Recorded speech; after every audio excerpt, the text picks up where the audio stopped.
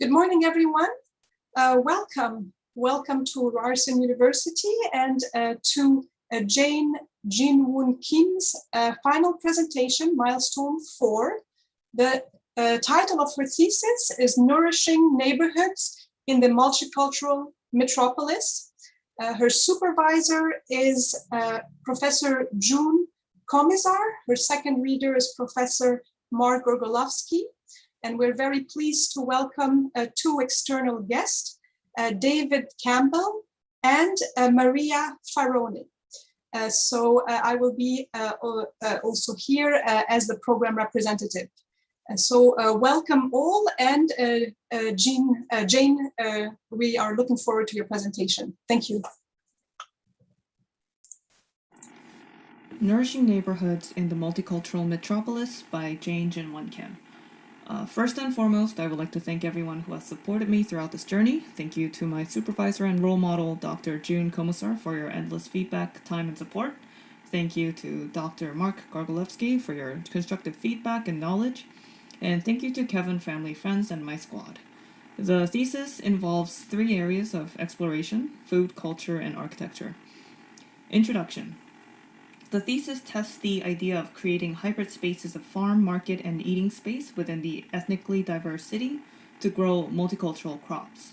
The idea is to use modularity to create an easily replicable, scalable, and adaptable system, but first, to create the first prototype in a widely visited neighborhood in Toronto, the Danforth, to attract Torontonians into the facility. And by being able to then replicate this space with more awareness in any part of Toronto through modular architecture, all neighborhoods have the potential to nourish their communities with ethnically appropriate foods that are grown, harvested, and prepared locally, and also to solve food insecurity in healthy food priority areas. The idea of combining the trichotomy of functions, farm, market, and eating space came from the book Food and the City by Karen A. Frank, where public engagement in these spaces is natural and its presence allows for a city to prosper. Thus, creating this vital space is extremely important in strengthening its community and cultural resilience in increasingly multicultural urban cities of today. With this said, the structure of the thesis is as follows.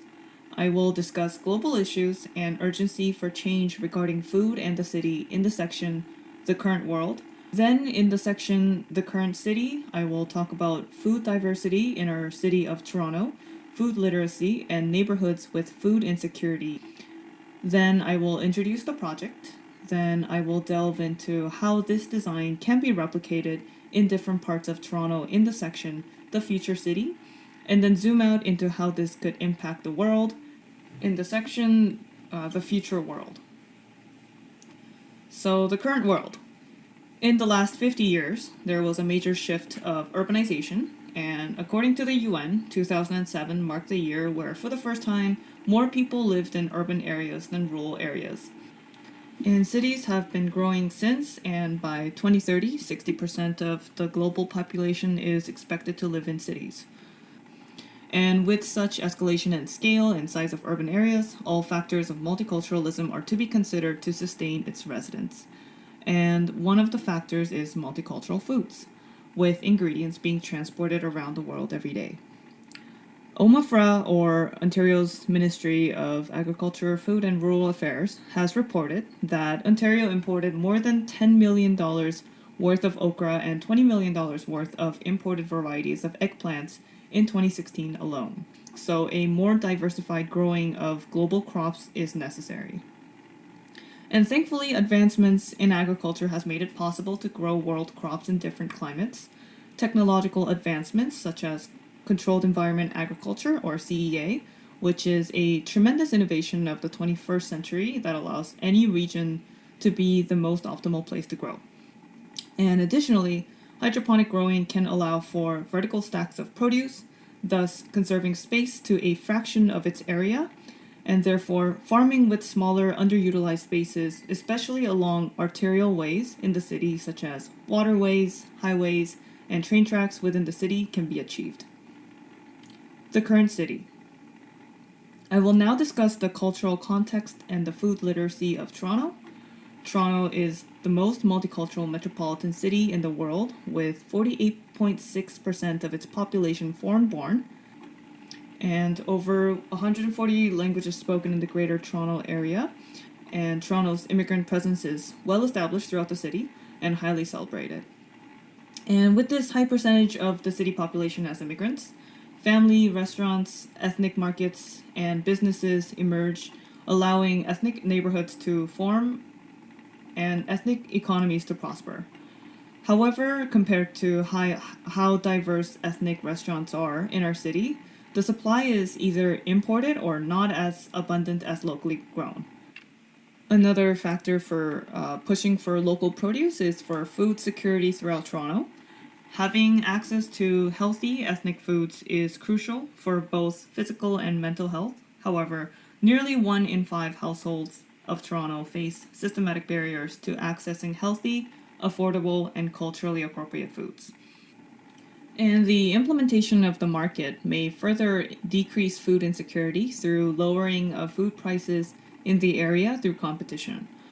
A report conducted in London, Ontario by Christian Larson and Jason Gilliland identified that when a farmers market was introduced to Old East Village near London, which is a healthy food priority area, this not only increased the availability of healthy food, but also lowered the overall food costs for households in the neighborhood by bringing in competition. And so it attributed to 17.9% of cost reduction for the average consumer after the farmers market was introduced. And so it is evident that farmers markets are just as beneficial to a neighborhood's food insecurity as other food retailers, which strengthens the argument for this thesis. And so this brings me to the project. With the factors that highlight the urgency for change in our current farm-to-table model mentioned in the previous sections, the design proposal is to create better food spaces that hybridize farm, market, and eating spaces using new agricultural technology to grow multicultural foods. And the aim is to utilize arterial spaces that would typically be overlooked, such as trainways, ramps, highways, and waterways, to solve food insecurity in places where people don't have access to year-round, healthy, affordable, and culturally appropriate foods. And the proposal can provide locals with better agency over growing what type of foods they require, and then create a social gathering space, create job opportunities, increase food sovereignty by diminishing reliance on imported foods, and have better transparency over the food they eat. The idea is to create a system of modular components, mainly by repurposing shipping containers, which can be easily replicated throughout the city. Allowing people to be able to control what's grown leads to access to culturally appropriate foods and a gathering place for ethnic communities to thrive and celebrate and cherish their culture. The design proposal is an opportunity for businesses to thrive as well, as it is a place for business opportunities. And so for the first prototype, it's important for the project to gain popularity and public awareness. And for this reason, the site for the first prototype is selected in the Danforth neighborhood, which is an area that's already well known as a food hub, visited by people all over Toronto daily, and a place where various ethnic businesses and cultures coexist. And due to this high pedestrian activity, the site is an excellent place for building up hype and recognition from Torontonians to understand how this vital space could take place in their own respective neighborhoods and communities through a modular system, which is perceived to be more easily implementable and customizable. The design aims to give power to the people by allotting farm areas and by allowing local business owners to occupy stalls where they can sell tasting menus to advertise and promote their businesses. As for the market area, people can buy produce that is grown locally at the facility, making the space a rich, vibrant food hub and a market. And now I will move on to site analysis. For the proposal of the multicultural urban farm, restaurant, and market, the site between Chester Station to the west and Pape Station to the east was chosen. This particular site spans between these two stations and consists of parking lots and parkettes currently. This long lot series of lots exists because it was initially used to build the subway tunnels underground at the time of the subway line expansion, and so it became a series of long underutilized lots. The subway line sits about 100 meters north from the main street, which is Danforth Avenue, and due to the two subway stations and its proximity, the main street is quite populated during the day with pedestrians, cyclists, and cars. A shadow study was conducted to see the feasibility of maximizing sunlight into the area for growing. There are not many tall buildings near this chosen site, since the immediate adjacent buildings were two-story residential houses. There is one high-rise residential apartment building near Pape Station to the north of the site on Pape Avenue. However, this is not a threat to blocking daylight into the site, since it is situated to the north of the site. On Danforth Avenue, which is parallel to the proposed site, shops and stores are only 2 to 3 stories tall and do not interfere with daylight access. And although demographically, Plater Estates Danforth that the site sits on has 22% more English speakers than the average of Toronto, the ethnic groups in this neighborhood are widely diverse, with Chinese, Greek, French, Spanish, Filipino, Italian, and many other ethnicities living here. Although the residents of Danforth are largely English-speaking descendants from the Greek people that immigrated after the war, the merit for Greektown's cultural diversity does not lie at its residential population, but rather businesses and restaurants. Greektown is famous for being a food hub, with people visiting from all over Toronto, with 153 Blog TO posts pertaining to the Danforth area, where many of these restaurants and businesses are ethnic. And the incredible amount of ethnic diversity on Danforth Avenue is the reason for the Danforth being a famous food hub in the city. This translates to a food central having the merit of attracting residents from all over Toronto and not just the immediate nearby locals, which is already occurring due to the proximity to public transit. There are various local markets and fruit stands in the area that would benefit from local farming as well, such as the Big Carrot Danforth Community Market, Fruitland, Valley Farm Produce, Foodland Pape Market, and Good Brothers Fruits Market. And to reflect this, the proposal is to have a larger footprint allocated for the farm function rather than restaurant or market, and to provide many smaller food stall modules for businesses to use as advertisement space. As for food security of this area, food security of the site is not considered to be low. However, the merit of this site is that it's easily accessible by a variety of neighborhoods nearby. It is generally flawed to assume that an area is a healthy food priority area for all of its population when residents travel all around in their day-to-day routine, which creates opportunities along their way of their daily travels to pick up food. And as such, this chosen site can benefit various neighborhoods and people of those neighborhoods nearby due to its proximity to the subway and bus lines. As shown in the map of the nearby neighborhoods of the site, the subway line connects east-west, while the 25 bus travels eastbound from Pape Station.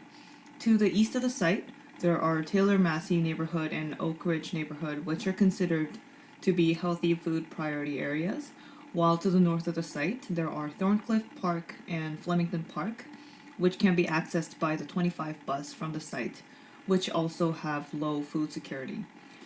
Because the site chosen can be accessed easily through bus, subway, and streetcar, the facility may benefit those in need of ethnic produce, and also businesses will be given an opportunity to sell what they sell in the restaurants, but at the food stalls.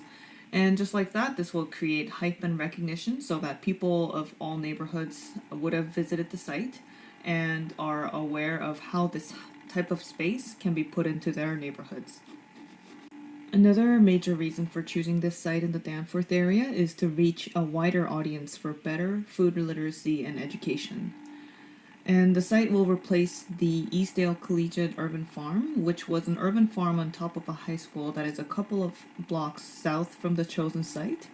This rooftop garden was funded and constructed by FoodShare in 2013, And it was a successful example of an educational urban farm. However, it closed, and therefore the design proposal must replicate the food education that was achieved for the students at Eastdale Collegiate Institute and offer it to a wider audience like the general public. Modularity. For the proposal, the idea is to use shipping containers to create modular blocks for each of the functions: farm, market, and eating space. And by having these modular blocks of functions, organizing these blocks to suit different needs for different neighborhoods is achievable. Shipping containers are repurposed to create various types of blocks, and the insulation is placed on the inside of the shipping container walls as to maintain the aesthetics of the shipping container, which highlights the building's stance on sustainability. Establishing a new urban farm with hydroponics, LED lighting, and a market with kitchen spaces is not terribly cost efficient to produce, and therefore, by creating building blocks with shipping containers rather than conventional stick built walls, reduces cost to offset the overall cost. And since the blocks are easy to grasp spatially for the public, communities can come to a consensus about which functions are most needed in their neighborhoods. Another advantage of using modular blocks for various functions throughout the design is that it makes it easier for dividing up growing spaces when allotting different growing spaces for different people. Rather than having one large facility where everyone is to use the same space, having various building blocks with different types of produce allows people to feel strengthened sovereignty over their growing space and feel free to grow the type of ethnic produce they require. And this also allows for a higher customizability of the climatic environment for the different foods that are grown. There are 3 different hydroponic farm modules included in the design. All 3 module designs have a greenhouse structure on the story above the shipping container module to let in sunlight and to reduce the amount of LED lighting input. Yield outputs are calculated based on counts of lettuce based on the area that a head of lettuce occupies. So farm module 1, the base is 1 shipping container unit and houses 1 double height hydroponic shelf with a sliding ladder. There is a vestibule that holds the water reservoir and fish tank for aquaculture that also doubles as an airlock and a mudroom before entering the facility. The vestibule helps control the climate of the growing room, and it's a type of CEA. This module can yield approximately 21 heads of lettuce per shelf and has 8 rows of these shelves, and therefore totals to 168 heads of lettuce. Similar to Farm Module 1, Module 2 has a vestibule and doubles as an airlock and mudroom. However, it uses 2 shipping containers as the base and 1 greenhouse roof structure on one of the containers. One of the containers is for having a cooler, as coolers are often filled very quickly with harvested produce in agriculture, and it allows for the most amount of storage out of all 3 types of modules. This module features 2 double height hydroponic shelves that are slightly longer than the shelf found in Module 1, and therefore can yield up to 26 heads of lettuce per shelf. Each shelf has 8 rows like Module 1, and the growing room can have up to 2 shelves totaling up to 416 heads of lettuce. The spatial advantage of this module is that the second floor of the storage and vestibule container unit does not have a greenhouse structure, and therefore it can be used as a floor for above if reinforced with structure. Structural reinforcements can be done in HSS or metal studs for up to 4 floors. Module 3 features the most amount of produce yield, as it features 4 hydroponic shelves, and therefore it can yield up to 832 heads of lettuce. This module has 2 greenhouse structures on each of the shipping containers, although it doesn't have a storage cooler or an airlock, it can be added onto an existing module, such as Module 2, with the wall in between removed to have 3 shipping containers dedicated for growing and 1 shipping container for airlock, vestibule, reservoir, and cooler space from Farm Module 2.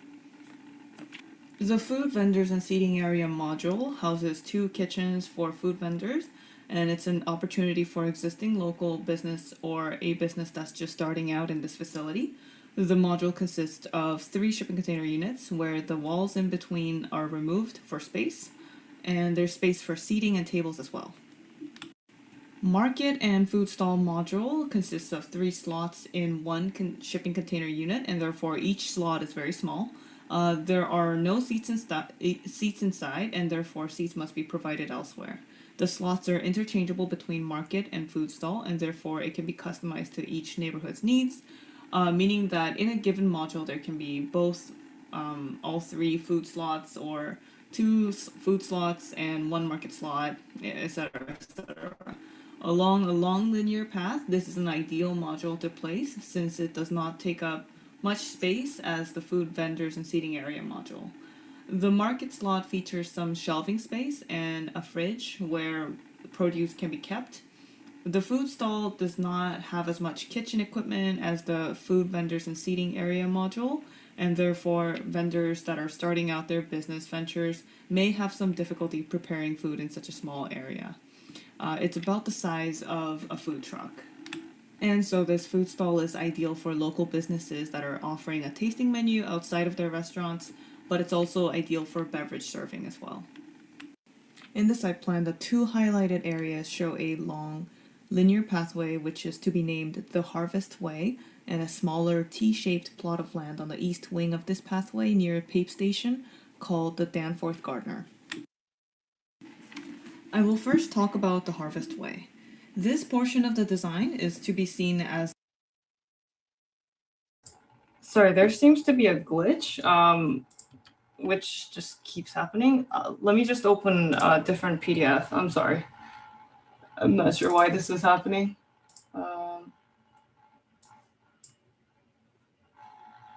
Sorry about that. Yeah, this one seems to be fine. Okay. Whoops. Okay, I will resume. Sorry about that.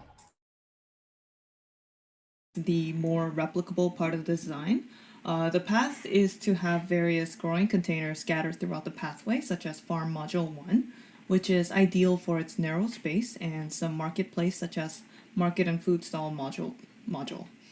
By putting them along the pathway, visitors can walk through from Chester Station to Pape Station through the Danforth Gardener building, since it has an elevated path that connects to the Harvest Way. And by doing so, they can view horticulture, agricultural technology, educate themselves, and get involved or get inspired to build this in their neighborhood. And so starting from the elevated pathway of the east side, which ramps down, as you can see here, Harvest Way has a lot of modules scattered throughout the path. And since a lot of these modules are skinny enough to be implemented in arterial ways, it was not difficult maintaining the existing trees, pathway, and playground. And we keep moving westward. And in the parking lot, there is a cluster of market food stalls and growing areas.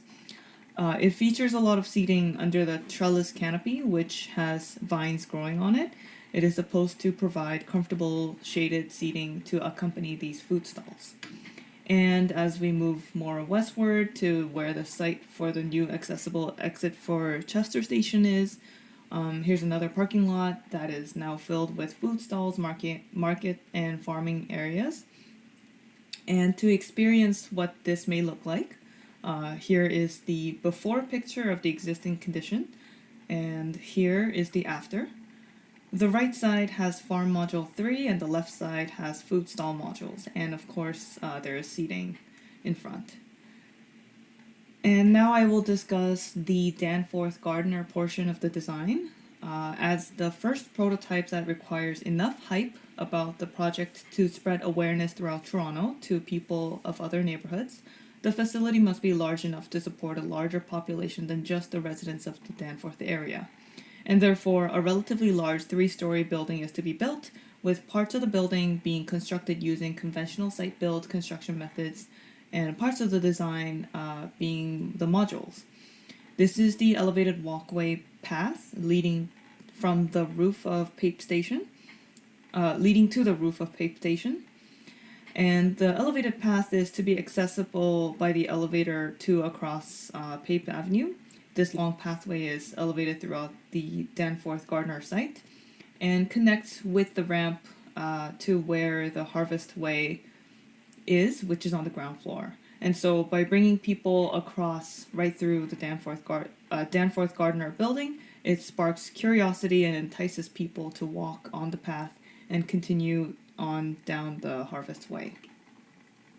On the walkway is a long tunnel of trellis with vines growing on them, similar to the seating below, which provides shade for visitors walking on the walkway. The walkway is connected to the ground floor with a staircase, where the ground floor is used as a comfortable, cozy lounge area, like outdoor lounge area that is shaded by the walkway above. On the ground floor, there are 2 interchangeable market and food stall modules at which people can purchase various types of produce, snacks, finger foods, and beverages. This open and friendly atmosphere is a great place to socialize, which is important for shedding light on urban farming and promoting the facility. On the second floor are growing modules, and these areas can be divided amongst residents or anyone who signs up to grow food. This can be in the form of a business opportunity for locals, such as small-scale co-ops, or businesses can request the type of food they need to be grown in the facility. The parts that are built using conventional construction methods are the washroom due to its plumbing, egress for fire exits, elevators, mech space, main outdoor pathway, and the 2 green hydroponic walls with conveyor belt shelves. These green walls are at the visual centerpiece of the 2 spaces where they occupy, one to the north of the courtyard that can be seen from the street, and the other one which is in the atrium in the south half of the portion of the building. These conveyor belt green walls are at the center of attention in these 2 spaces to stimulate curiosity for urban agriculture. Various modules are visible from the courtyard, and this is for the same effect as the green walls, to raise awareness and recognition. Public circulation from the walkway allows people to travel up to the roof level from the outdoor staircase, and by attracting people onto this level, they can see that there are rooftop planters, which is a more familiar type of agriculture to the general public. The familiarity may lead people taking on the role to volunteer or acquire jobs at the facility. And furthermore, without scientific research, there may not be hydroponic methods to raising certain crops, which is why outdoor soil roof planters are also provided to act as the growing medium when hydroponic methods are not feasible. For each of the freight elevators, a generous amount of space is provided for turning radiuses of carts that are used for transporting soil, equipment, produce, etc. And furthermore, a relatively higher number of elevators were provided for this facility, anticipating various items being transported throughout the building.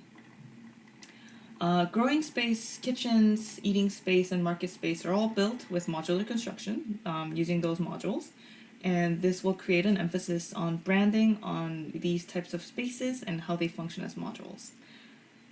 There are germination rooms in the facility, which these rooms, they don't require sunlight, as they are more sensitively controlled with LED lighting, and sometimes used without light and require total darkness in the germination phase. And so spaces such as this are farther from the perimeter of the building as to take advantage of not requiring windows. Modularity and the division of spaces between each function also allows one ethnic community to identify itself through farming from another, which is an opportunity for learning about different cultures and cross-cultural awareness and interaction. And because we're running out of time, I will briefly show 2 food insecure neighborhoods where this can be implemented. The first is Flemington Park, and the second is Taylor Massey. In Flemington Park, many of the residents in the area do not have an easy access to the rest of the city. They are cut off by the DVP and Don River Waterway. And although there is a high Middle Eastern population, there's not enough Middle Eastern grocers, which is why farming modules could provide farming spaces for ethnic produce, and the food stalls could provide business opportunities for people to thrive. Highlighted in red are the high-rise residential clusters, which is largely separated from the rest of the block by the DVP, and highlighted in green is where the potential location of the site could be. Taylor Massey has a similar situation with large high-rise residential buildings with only convenience stores or a very small grocery store around them. There's not one grocery store in this neighborhood that is of size that would support the whole neighborhood. And so here there are many high-rise clusters with difficult food access, and highlighted in green is where the modules could be. And therefore, the first prototype, if it gains enough popularity and recognition, it could be possible to have this type of facilities in any neighborhood of Toronto built on underutilized land. And so, how does this translate to the future world? While the thesis focuses on Toronto for its high multicultural presence, food insecurity outside of Toronto is actually more prevalent in certain places like Nunavut, where 57% of the population experiences food insecurity, making Nunavut the most food insecure province in Canada. And as for the case of Nunavut, food insecurity is disproportionately high due to several factors, such as remoteness and isolation of the communities residing in northern Canada, economic hardship, disruption of cultural practices of colonial policies, climate change, environmental pollution and contamination that led to a lack of food resources and their extreme climate. And thus, the design proposal could serve the communities in these types of environments where they are struggling economically. And the need for a controlled environment agriculture farm is not dire, not only due to its extreme cold northern climate, but that is not suitable for growing foods, but also due to extreme climatic activities that could lead to unreliable and easily disrupted food transportation, which further hinders access and increases the cost of food. If climate is no longer an obstacle to growing world foods in different parts of the world, every place in the world can embrace food sovereignty and strengthen social and cultural resilience. Thank you.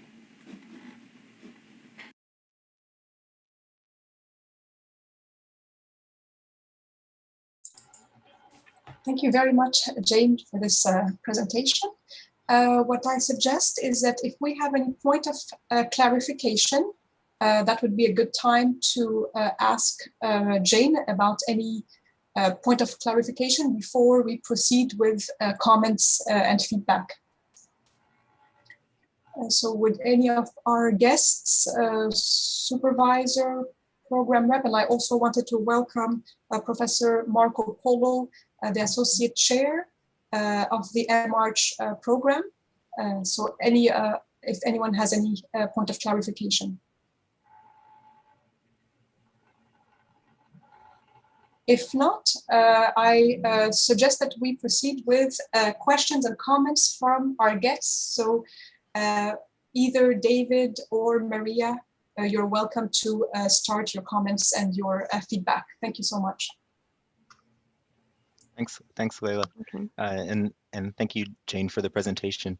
I think one of my first questions, and I think there's a lot of really interesting narratives that are tied together in a way that leads me to wonder a little bit about the life cycle of in a way the site and how that kind of works over time. So you talked quite a bit about the idea of climate resiliency. There's a sort of a narrative around wastage and learning and being able to empower people who might not have access to certain types of foods that they would otherwise need to go to a big box store or those kind of places, and instead they can come to something like this. So I wanted to understand a little bit more about the profile of the person who might be using this. How would they get access to one of these modules, and what might that look like over time? So how might it, I know I'm asking a lot of questions at the same time, but how does this kind of evolve and grow for someone who's using it, as a means to get access to their own ethnicities, foods, and those kind of things? Right. So I was thinking that the space could allot different farm allotments to different people. And so it could kind of manifest itself as maybe rental spaces. it's as if you're having a backyard, but in this facility instead. And so different businesses can also participate where they're getting the produce firsthand, but they're also the ones growing it. I was also thinking it could be done with a lot of volunteers. I'm not really sure the feasibility of doing all volunteers, but I would assume um, like parts of it at least would be rented out to different people. So yeah, I think that's really interesting because there seemed to be an idea of a sort of a temporary kind of piece to it, and maybe I'm just reading into the idea of using shipping containers and those kind of things, but they have and because some of the examples that you raised in your book were the stacked market and those kind of aspects that are in a way kind of temporary facilities that are placed in and then taken out. And I was really just curious in as to that point that you were saying, like, are these something that you purchase almost like a rental space? Is it something that's a very long-term piece that's then taken away and moved to another part of the city? So I thought that was very interesting.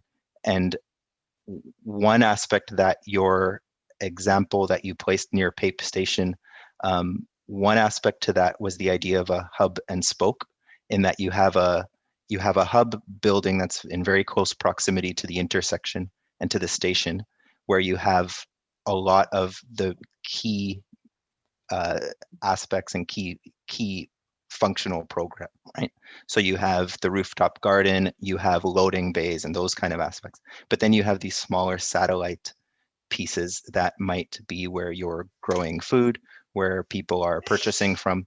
And so some aspects have more of a degree of permanence, where you might have a more formal degree of ownership over the hub aspect, whereas you might have much more informal degrees of ownership on the satellite buildings and whatnot. And maybe some are appropriate to being moved around the city. Some can go to Flemington Park at some point. So I thought there were some kind of interesting narratives that you didn't quite say, but I was kind of inferring as you were going, and as you're leaving it on this image, I really do feel like there's a sense of a sort of a temporary facility here, in a way that has a very informal approach to how it's run and how people would interact with it.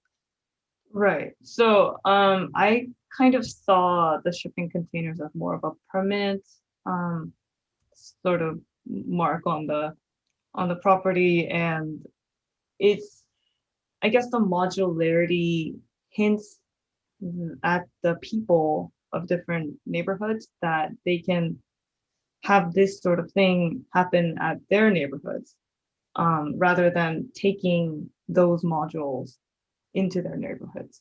And so kind of replicating it is the reason why I'm using shipping containers. But I do see the shipping containers as more of a permanent, like a structure. In terms of the market modules, you can sort of piece the markets versus food stalls in and out of its shell, but the shell itself would be more permanent. Right. So you see it as a very fixed piece of infrastructure. I think maybe I would encourage you to consider then, if the case is that it's a permanent piece that is always there, maybe consider how this would impact, how this might impact your design over the course of seasons or events and those kind of aspects. The Danforth has, it's known for the taste of the Danforth sort of thing, which is a point in time as well. But there's also an aspect of seasonality to the whole approach. And does that potentially impact or change the way you might orient some of these pieces so that you can get year-round access to sunlight, those kind of things? Like what happens in the wintertime? Do people still use it in the same way? So even though this might be a very permanent piece that's sitting on the site and is really part of the neighborhood, it doesn't go away.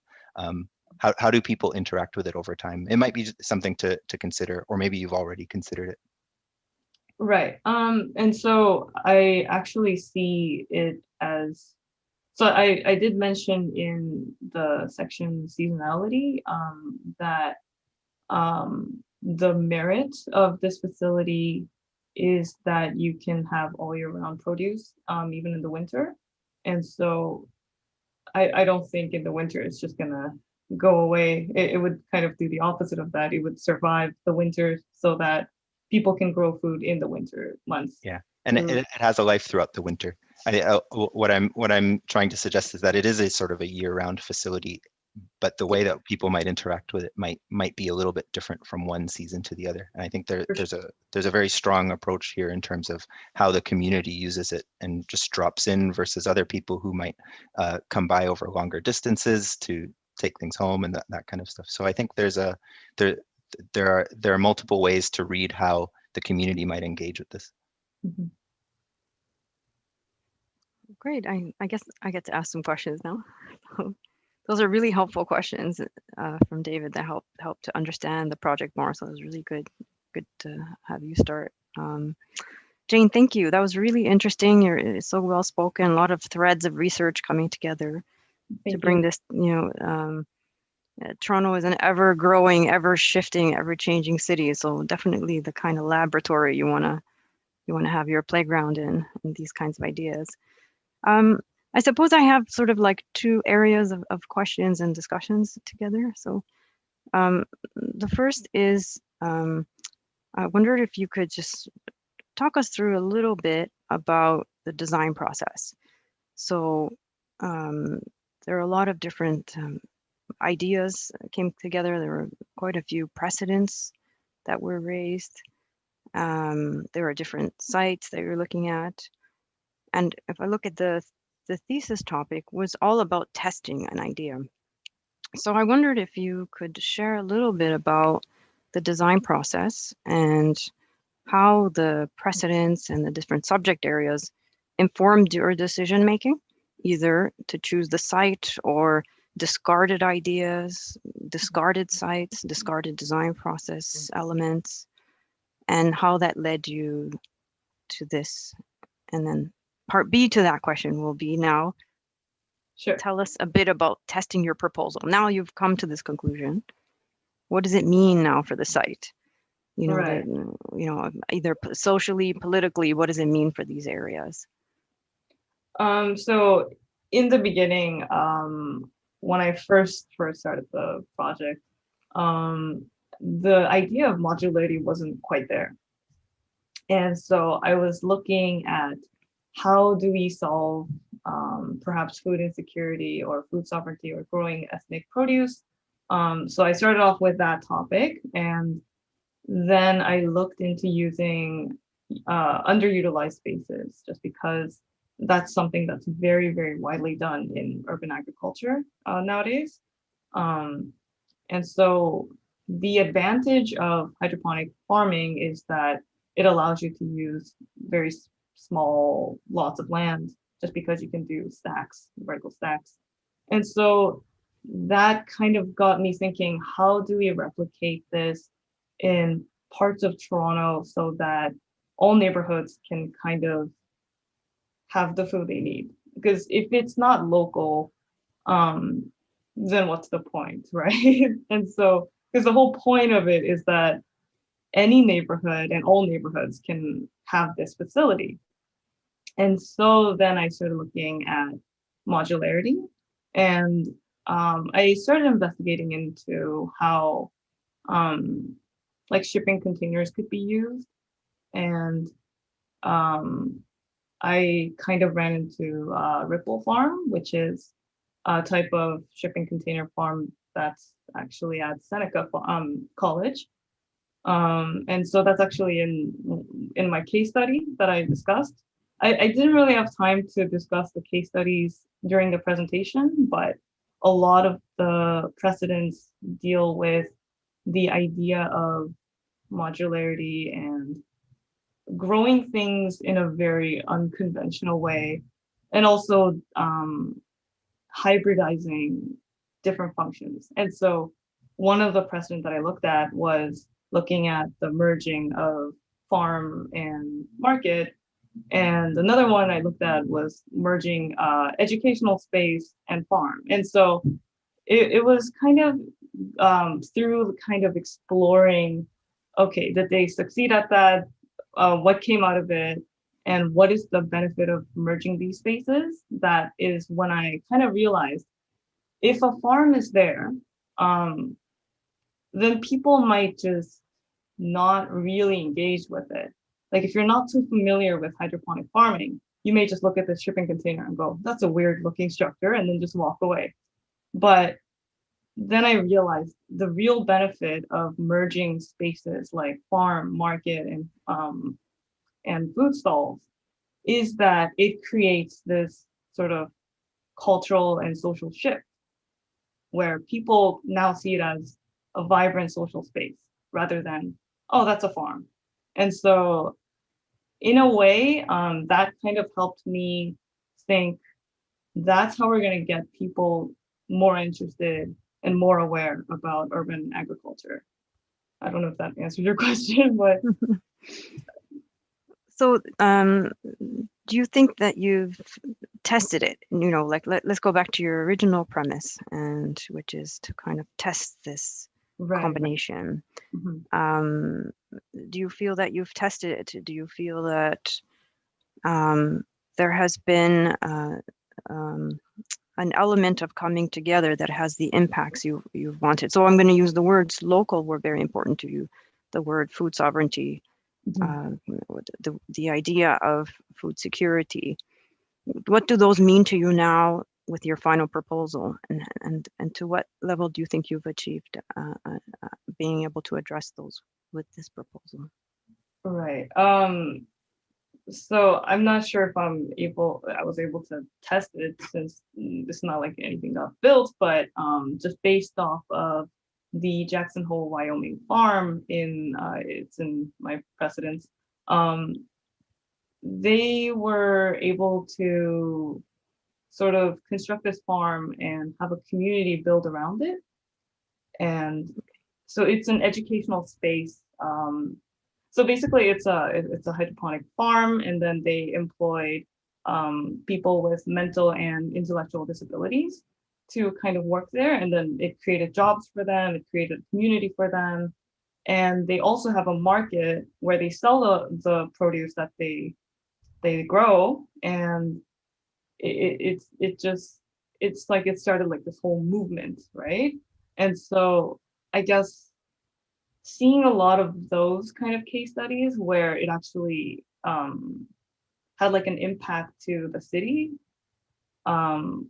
was kind of like a point where I decided this makes sense. Like this is a thing that I can do with my thesis, because it's like a built, feasible, like realized project. Okay. So thank you very much to both our guests. And thank you, Jane. What I suggest is perhaps that the second reader and then maybe Marco and June asks or comment on the presentation. And if we have time, we can come back and have another round. Okay, so I have a couple of big picture questions and then a couple of real nuts and bolts questions. The big picture questions are really sort of building on what Maria was talking about. Fundamentally, a thesis is not just a project. A thesis is testing a research question or some sort of research idea, some research statement that you have. Can you actually define, I don't think, I haven't found it in your presentation or in your document, what is the research, the research question that you're trying to address? So the main idea of the thesis is to create a hybrid space of farm, market, and eating space to create social vibrance that can be achieved in any neighborhood through modularity. And so there are a lot of elements there, but I guess the main point is sort of creating a space where a community can be strengthened and created.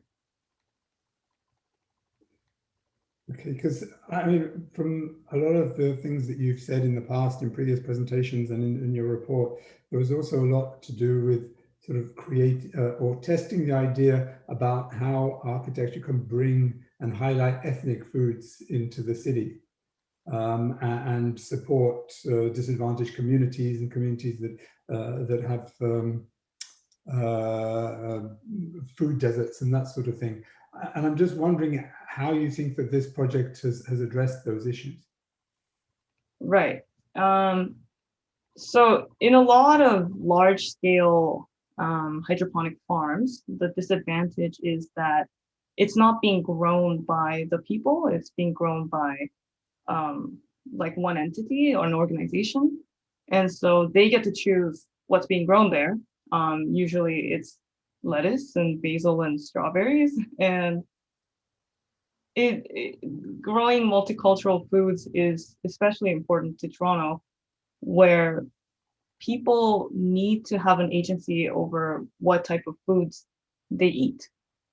And so having smaller pods or like modules of hydroponic growing is kind of like the merit of this thesis, so that people can have better food sovereignty and governance over the food that they decide to grow. So what would you see as being a success if this project was actually implemented? How would you measure its success? If it sort of is visited widely and more people know about it, I guess like recognition from the community itself, and if it's able to spread. And so if it's able to replicate in different parts of Toronto, and if more, I guess, ethnic communities form as a result, I think that would be a pretty good measure of success.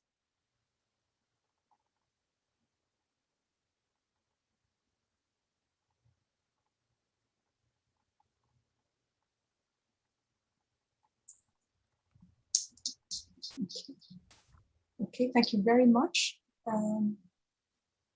Would Marco or June have a comment? Yeah, and maybe a couple of questions. I think maybe Mark has frozen, so that exchange wasn't necessarily finished, but I think we're involuntarily paused. Yeah, I'm glad David brought up the Taste of the Danforth, because that was a question I wanted to bring to you, Jane. How did you look at how this might integrate with some of the already existing infrastructure? You mentioned at the beginning of the project description, and for those of us who are familiar with Toronto, Danforth is not a food desert, right? So Danforth is a place that we think of as a very food-centric culture. Right. I mean, even their festival is called A Taste of the Danforth, right? Right. It's all about food. All about right? Food. Mm-hmm. So how does this participate in that life? How does it leverage that to become something that is, to make the Danforth is already a magnet based on food. So this is something that we've talked about, for the entire duration of the thesis, is that, is this location, how are you leveraging this location? Like, why is this location the right location when we know it's already, quite known as a food destination? The other question I had for you, when you were talking about, how people access this, how do you decide who gets to be here and to participate in the growing? I was wondering whether you looked into the whole system that already exists of allotment gardens in the city. Oh yeah. So did that inform your thinking at all? And does this maybe become a kind of more robust version of that, or how do you imagine that's organized? I would say it's like the advanced hydroponic version of it. And also going back to the previous question, it's almost like creating a permanent taste of the Danforth. One of my issues with choosing a restaurant actually is choosing the restaurant. Like if you choose to go to one restaurant that day, that's what you're going to, right? But doing something like this allows you to sort of walk along the path and try so many different samples. And something like that, I think, brings people into the site. Anytime that there's a night market, you see so many like hordes of people gather, even if it's in the middle of nowhere, as long as there's some stable transportation. And the thing about putting this in, like putting the first prototype in a food desert is that, or a healthy food priority area, is that they usually don't have very reliable, accessible transit. And so somewhere like Taylor Massey that I was looking at, or Flemington Park, Thorncliffe Park, in order to get there, you need to take the 25 bus. There's really no other way. And I don't see all of Toronto going to Flemington Park when it's not originally known as a food hub, just to see it and just to try it out. And so putting this in a very vibrant area that's already known as a food hub is kind of, it's appropriate for the first prototype at least, so that it at least catches on, so more people know about it. It's really just so that people recognize it and understand it, so that they can replicate it in their communities. Okay, thank you. Okay, thank you very much, Marco. Mark, did you have anything to, were you finished with your questions, or did you want to add anything? I'm sorry, my computer crashed, and so I got kicked out. I do have one other question, and I missed a little bit, so apologies if this was covered. But in terms of infrastructure to make these activities happen along the Harvest Way, along this strip of land, what does each module need electricity, or does it need gas? Does it need water? Is there a need to put in a drainage? Is there an infrastructure that's needed for these modules to operate? And if so, how does that impact on the whole project? I'm just thinking about the practicalities of actually using these modules and how that affected the design approach.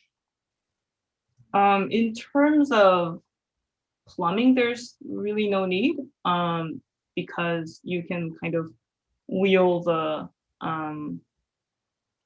with carts like into the hydroponic farming requires aquaculture and fish tank and whatnot, and that can be kind of sourced from elsewhere. But in terms of electricity, it would require electricity into the site, into each module,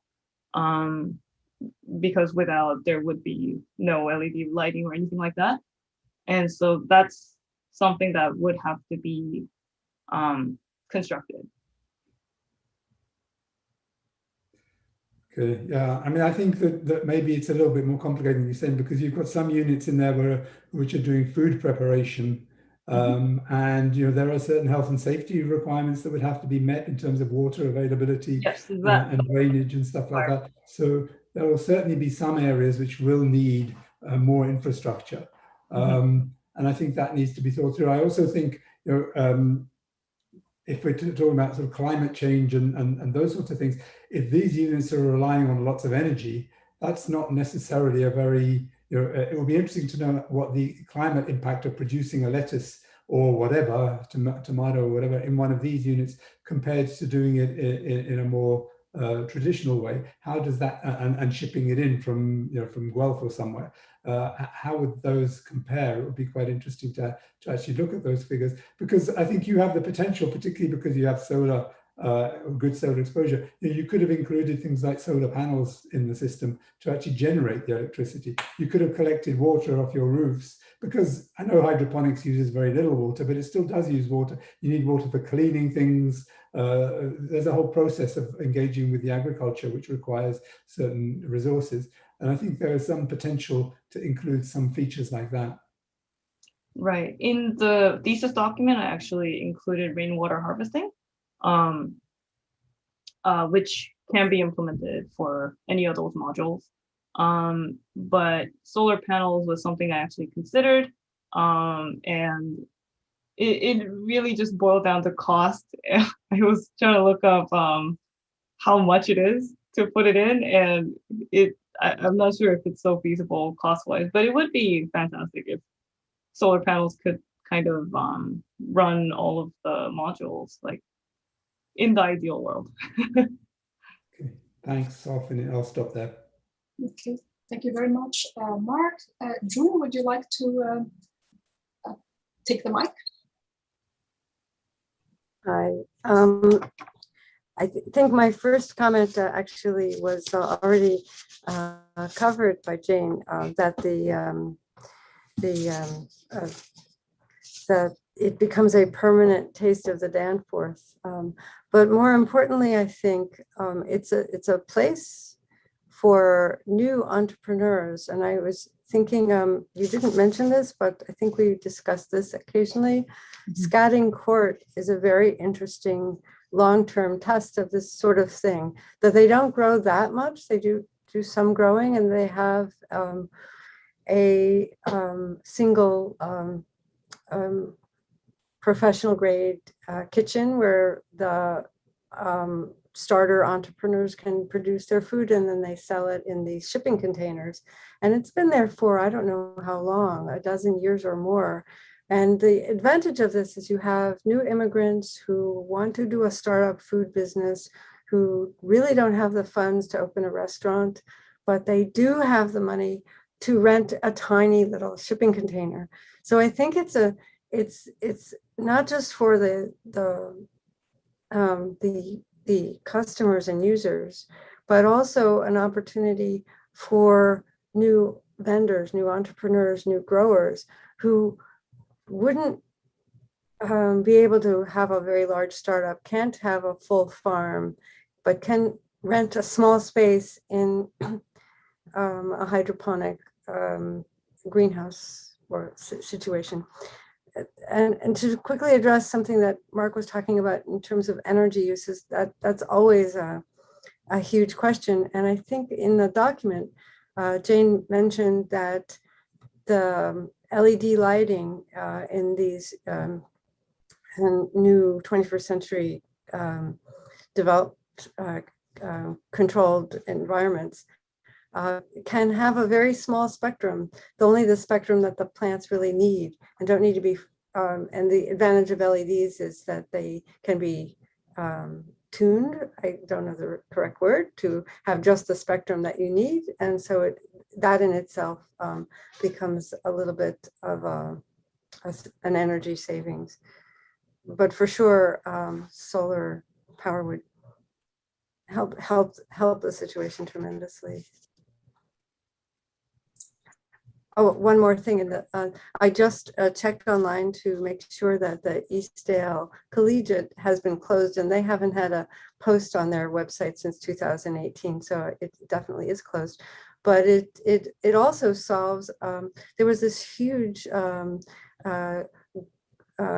entrepreneurship program at Eastdale Collegiate where students would learn how to grow food, prepare food for sale, and sell food at farmers markets. And this was close by. And so it kind of backfills a thriving teaching and vending hub that has disappeared. Right. And as for the kind of creating new opportunities for I guess new immigrants, especially in a kind of a more low income neighborhoods like Thorncliffe Park or Flemington Park. So I've created the smaller modules for fitting in 3 kitchens, but then I've also created the 2 kitchens per 3 containers, which there's less of in this specific site, just because there's already so many restaurants in the area. But if this is to if this is to be implemented in different neighborhoods that kind of need to provide more business opportunities, I think those modules would be more suitable. I could actually see a big synergy between your project and the existing restaurants. I know that some restaurants rent out their commercial kitchens in the middle of the night for entrepreneurs who are cooking food for their startup businesses, because commercial kitchens are expensive and hard to find. And so it's a win-win situation for the restaurant and the startup company. So I can see a big synergy going on between the existing food infrastructure and this new food infrastructure. Okay, thank you very much. So I'll join with a brief comment. So thank you very much for your presentation, Jane. My comment is related to the public space and to the existing site that you have investigated. I would encourage you to continue to look at where is the parking, where maybe your modules can be intensified, and where are the existing parkettes. So you have laid these out, but some of them also have, you have introduced hardscaping here. Some of them have already just earth for those parks. So is there a diversity of growing, whether you're in a park or on those parking lots? So how do you think of the ground, maybe continue to think of the ground? And the space in between, how do you continue to look at creating a really attractive public space for the visitors, the passers-by, or those people who are working in. So how do they? How do you continue to look into that? So should I answer the question, or? You can answer very briefly, and then I'll invite our guests to have concluding remarks, and maybe June, if she has any final remarks. Okay, sure. Initially, I wanted to continue the elevated pathway all the way down so that pedestrians don't have to cross the street or cross the laneways and stuff like that.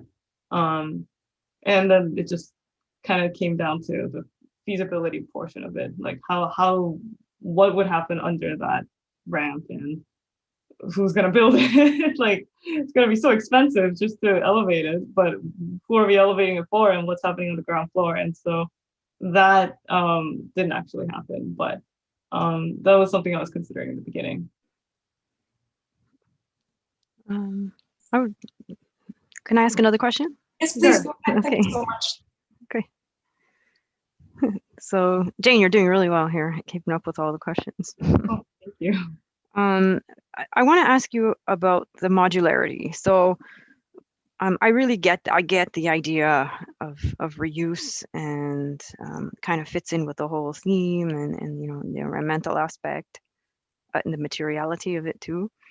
But there's also, you know, even with modularity, and especially sometimes with modularity, we do go through the design process. So if you could take this project to another iteration, what kinds of things would inspire you? For example, would the marketplaces of some of the countries where the immigrants come from be useful precedents, if you consider that?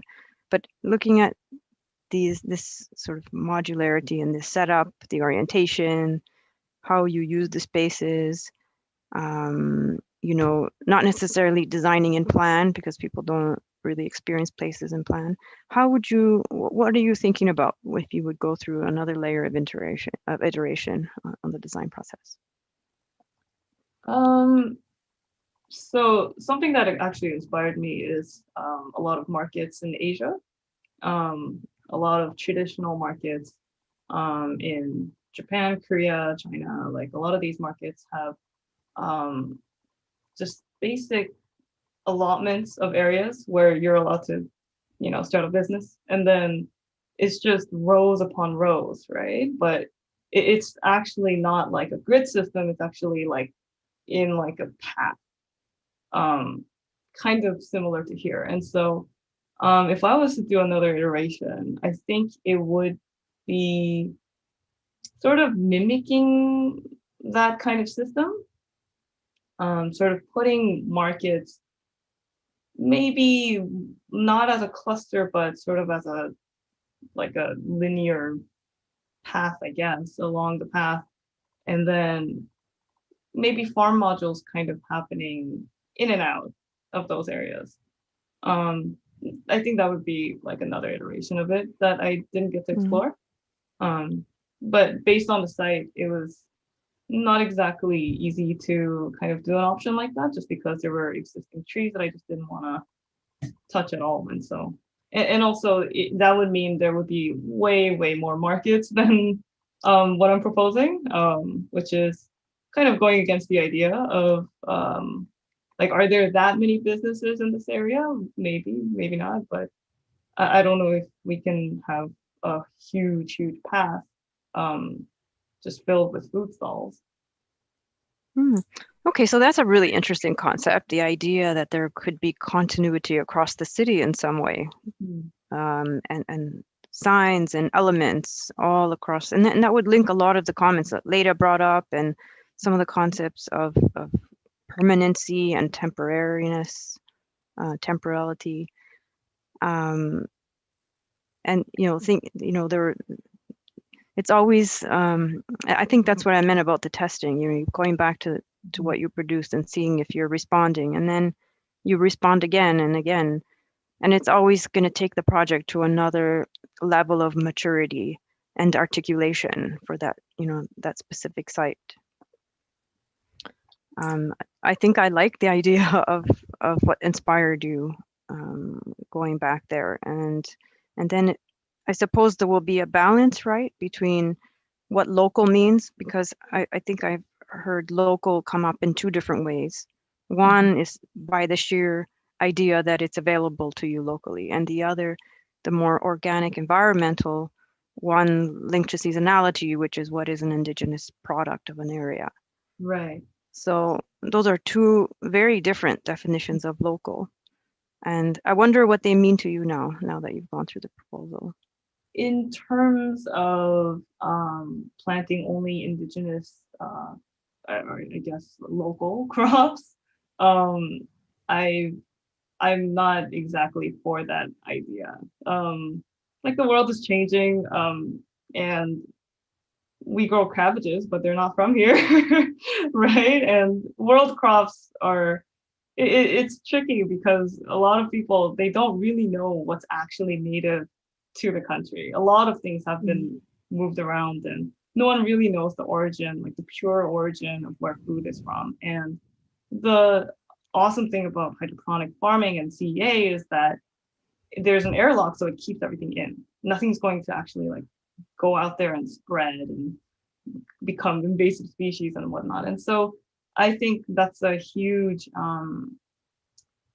benefit, like an advantage. And with that, I'm not really all for just harvesting local foods. Okay. Thank you, Jane. Thank you. Okay, we will have to wrap up because there's another presentation at 11. If there is any final comment either from David or June, or we can proceed. I was just gonna jump in quickly, and I mean, it's still kind of more of a question that I actually didn't get to ask, but I guess really quickly, do your modules change depending on the types of food that is growing inside of it, or are they effectively quite homogeneous? It really doesn't matter because you could again tune the LEDs. So what are your thoughts on that really quickly? Right, I wish I had a little more time to explain that. So the rows of hydroponic shelves that I've designed is for lettuce, just as a default crop, just to get an idea of how much it could yield. But you can totally like take out rows if the vegetables are longer or wider. I mean, it's kind of depending on what you're growing in there. So Yeah, lettuce is your standard currency, but effectively you could do all sorts of different things. I think that was a piece that you didn't really describe that I would have really enjoyed some clarification on. And I think it's also quite key to your work in that it really is about a sort of a diversity of types of planting and food that you couldn't necessarily grow otherwise, but these modules allow you to do that. So I think that's another piece of the puzzle here. Okay. Thank you. Thank you very much. Also on indigenous plants, just to add on that aspect, there's a lot of knowledge. So if you're interested into looking into that further, you will be able to find quite a lot of historical and crops and local crops, indigenous crops, if that's an area that you would like to further develop. So on that, I wanted to thank everyone for a great conversation. Thank you so much, Jane, for your presentation. And what we will do is that we will deliberate. So we will be closing this session. Thank you for everyone who was watching today.